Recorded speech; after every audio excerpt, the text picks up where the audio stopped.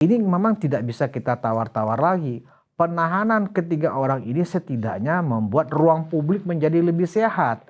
Karena terbukti, jika ketiga orang ini masih dibiarkan ya memenuhi ruang publik, ya congornya nggak bisa ditahan terus. Ijazah Jokowi 99 palsu, palsu, palsu. Sekarang pun dia masuk ke persoalan skripsi.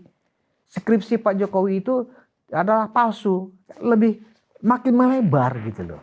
Tugas polisi selama hampir 8 bulan ini sudah cukup memberikan petunjuk bukti ya keterangan yang dibutuhkan oleh kejaksaan untuk menyusun penuntutannya.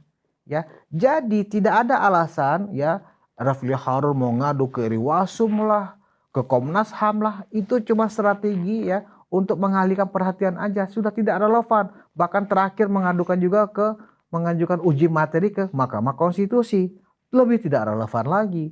Itu hanya upaya Rafli Harun menunda-nunda masalah ini. Pak Jokowi memiliki forum ya untuk langsung bicara di pengadilan nanti untuk menjelaskan ke publik, ini loh ijazah saya yang asli. Ini ijazah SMA saya. Ini ijazah SMP saya. Pak Jokowi sudah berjanji begitu. Akan menjelaskannya di depan majelis hakim. Itulah puncak dari fitnahan ini akan berakhir.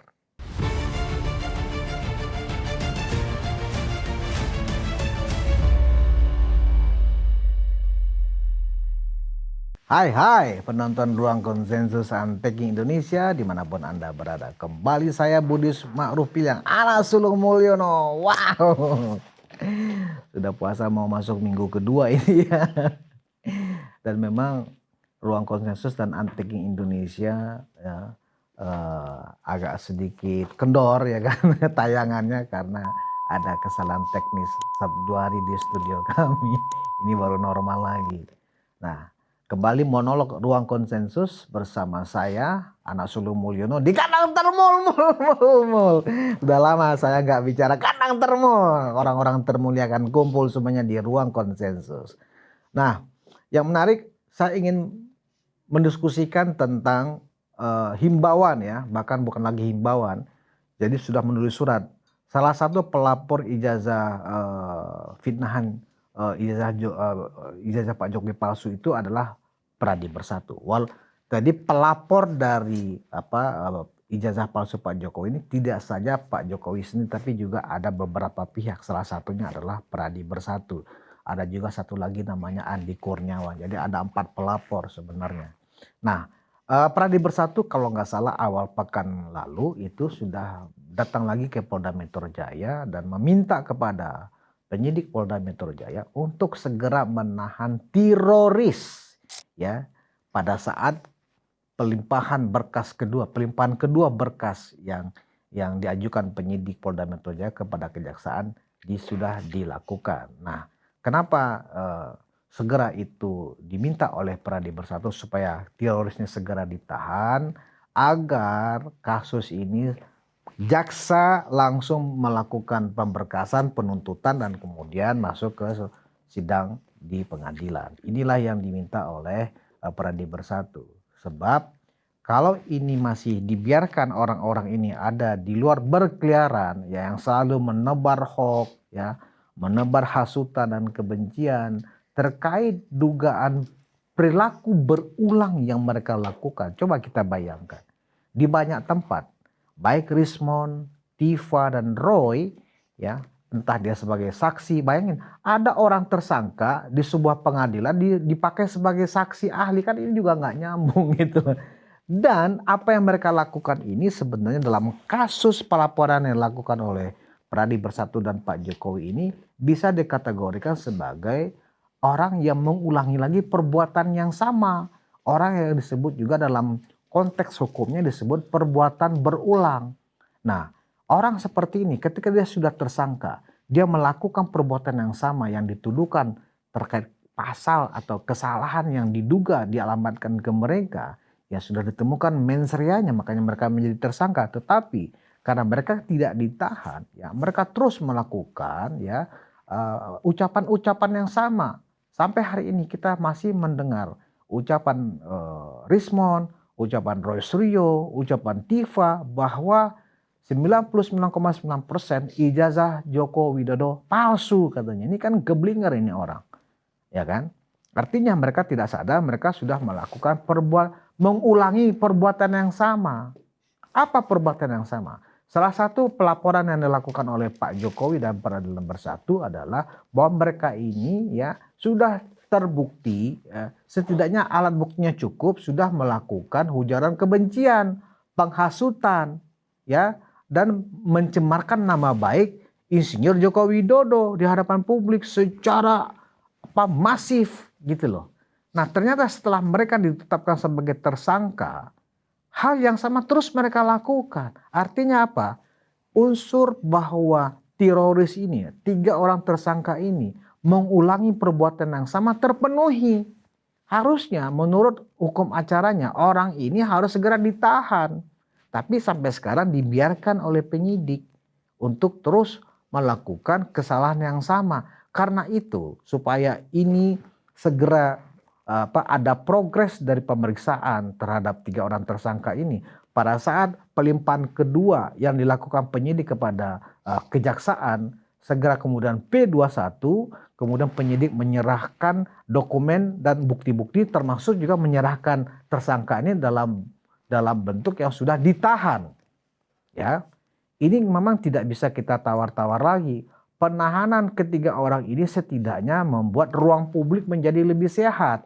Karena terbukti, jika ketiga orang ini masih dibiarkan, ya, memenuhi ruang publik, ya, congornya nggak bisa ditahan terus. Ijazah Jokowi 99 palsu.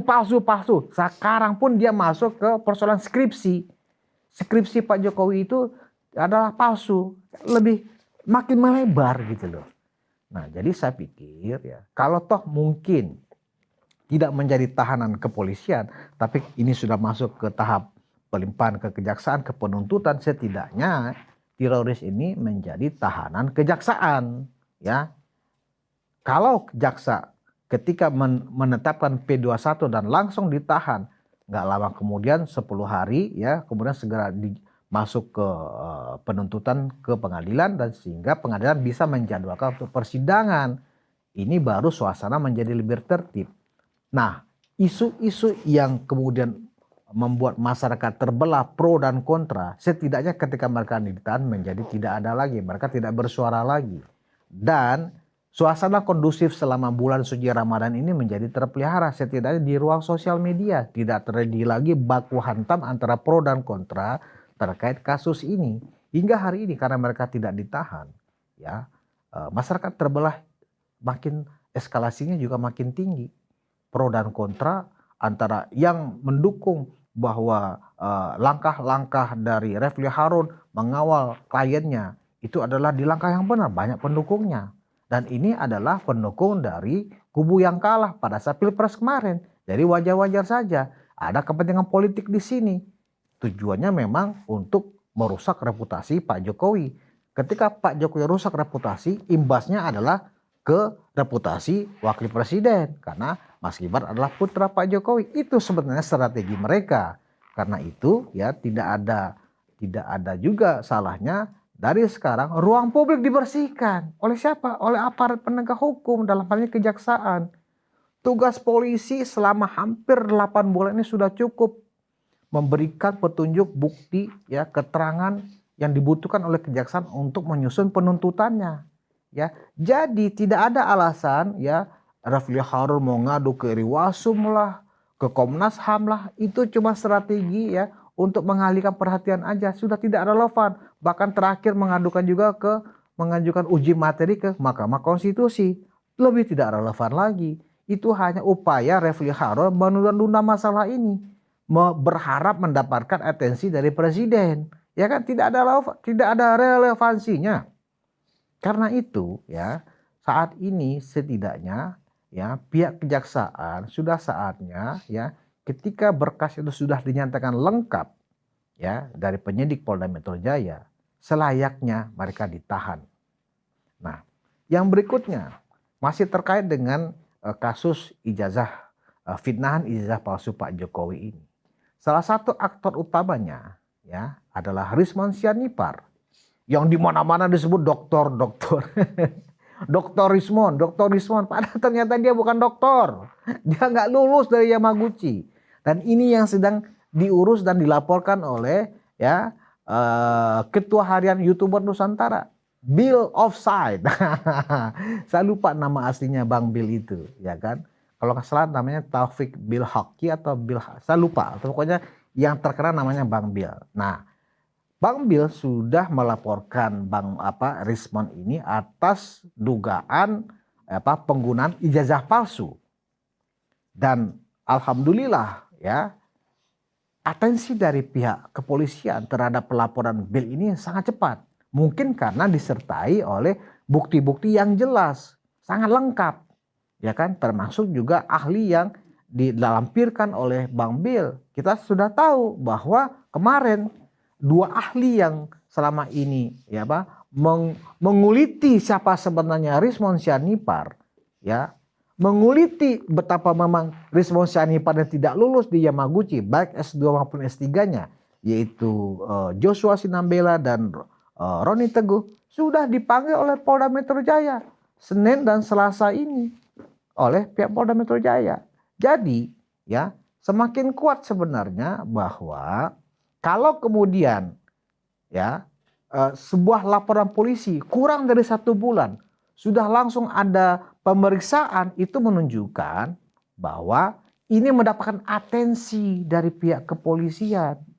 Layak memang untuk mendapat atensi karena selama ini Rizman kemana-mana mengaku dia adalah seorang akademisi, seorang peneliti, seorang doktor, ya lulusan luar negeri, lulusan Yamaguchi University di Jepang. Ternyata ya Rizman memang mendapat beasiswa dari Yamaguchi untuk menyelesaikan S2 dan S3-nya yang dibiayai oleh Yamaguchi.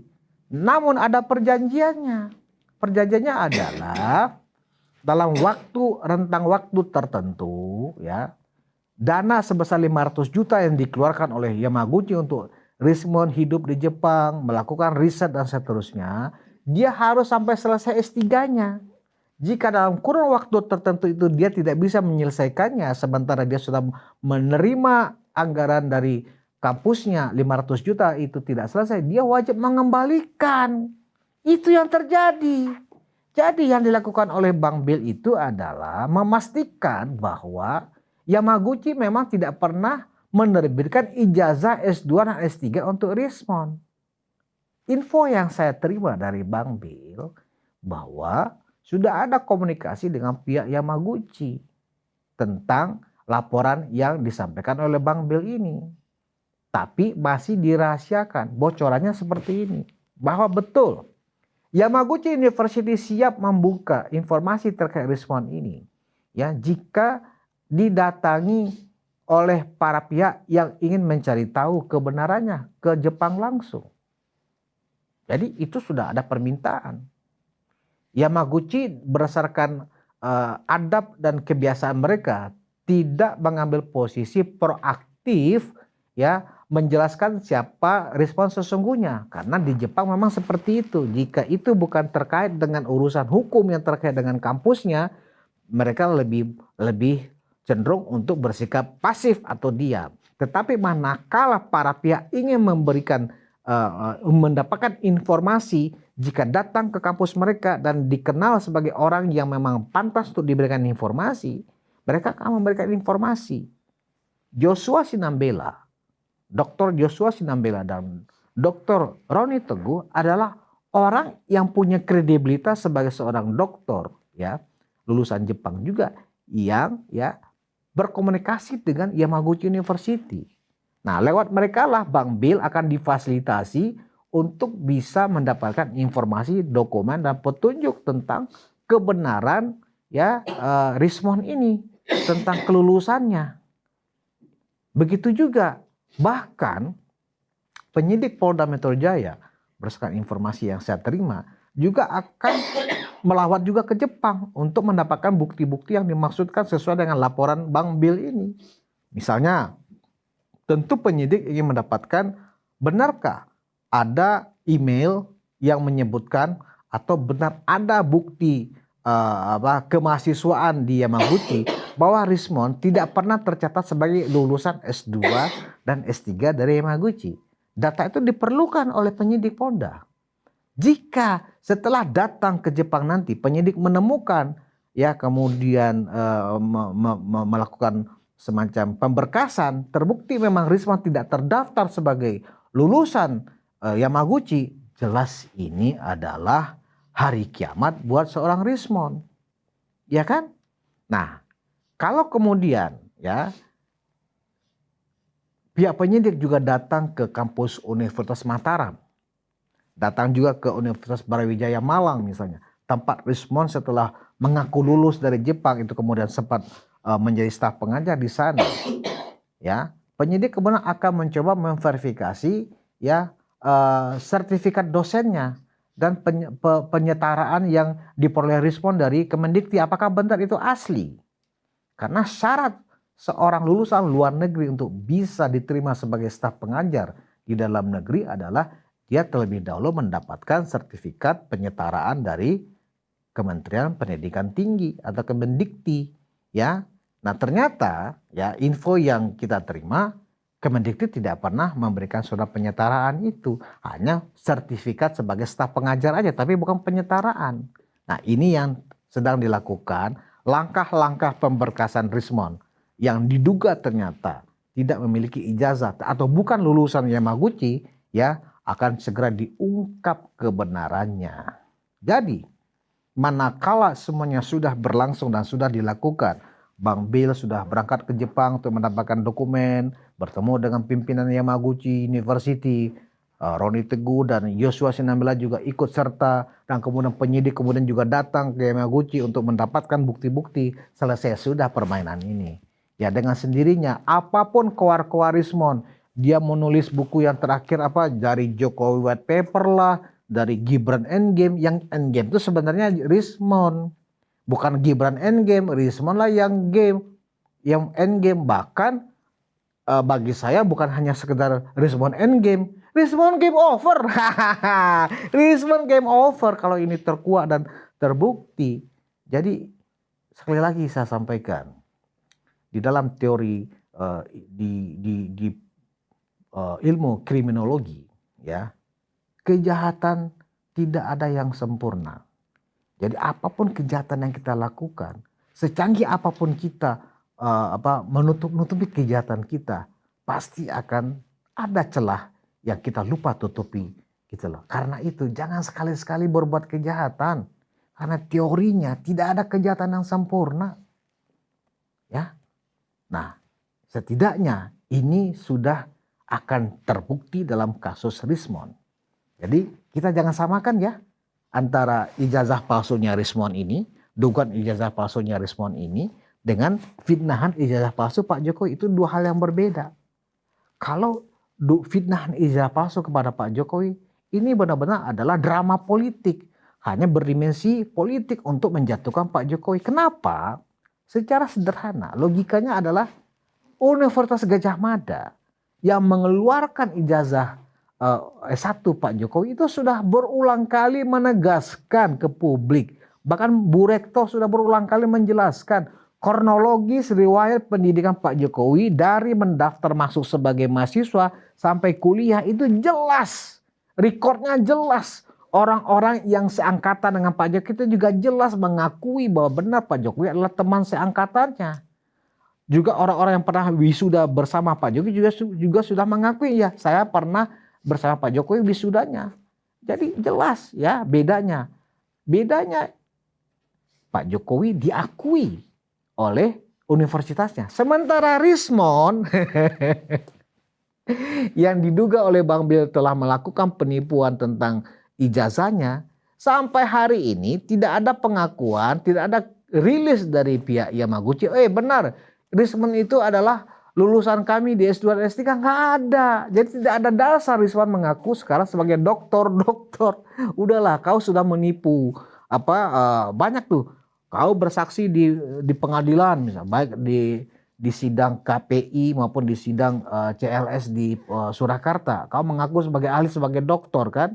Nah ternyata kau bukan dokter bos, jadi kau juga sudah menipu tuh, berarti sudah memberikan keterangan palsu di pengadilan. Nah apakah ini makin memberatkan hukuman Rizman, kita nggak tahu. Tapi setidaknya langkah ini semakin konkret, ya Bang Bel maju terus, kita akan dukung, ya. Bang Joshua Sinambela, Bung Roni Teguh maju terus kita dukung, ya. Siapapun yang membela kebenaran, ya kan, anak Sulo Mulyono pasti ada di belakangnya. Jadi untuk membuat ruang publik kita menjadi sehat, ya, saya juga meminta kepada bahkan kalau perlu ke presiden supaya kasus ini segera dituntaskan di ruang pengadilan, sehingga Pak Jokowi memiliki forum, ya, untuk langsung bicara di pengadilan nanti untuk menjelaskan ke publik, ini loh ijazah saya yang asli. Ini ijazah SMA saya, ini ijazah SMP saya. Pak Jokowi sudah berjanji begitu. Akan menjelaskannya di depan majelis hakim. Itulah puncak dari fitnahan ini akan berakhir. Jangan mau kita dihasut oleh Refli Harun yang membela kliennya bahwa ini tidak layak diteruskan. Ini layak di SP3. Enggak. Ini layak diselesaikan di pengadilan. Demikian dulu monolog Ruang Konsensus episode kali ini. Kita bertemu di episode selanjutnya. Terima kasih atas perhatian Anda. Wassalamualaikum warahmatullahi wabarakatuh.